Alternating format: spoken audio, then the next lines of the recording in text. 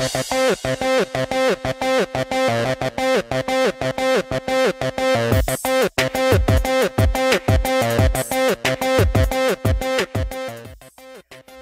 po sa Pinoy Scoop.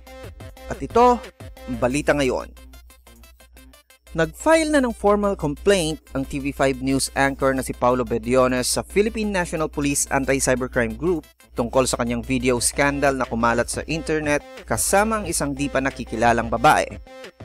Ayon sa head ng Investigation and Intelligence Section ng PNP Anti-Cybercrime Group na si Police Chief Inspector J. Guillermo, hinahanap na nila ang traces ng link ng video para matukoy kung sino ang nag-upload nito sa internet.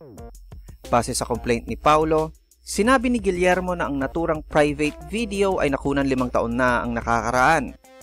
Ang video ay laman ng laptop ni Paulo na kanyang ipinaayos sa isang technician nang ito ay masira kamakailan lamang. 3 buwan pagkatapos maayos ang kanyang laptop, nakatanggap si Paulo ng sulat kung saan humihingi ang nagbigay ng sulat ng halaga para hindi niya i-upload ang sex video sa internet.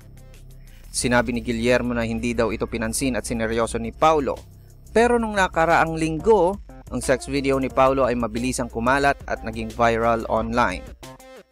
For more news, visit us at www.thepinoyscoop.blogspot.com.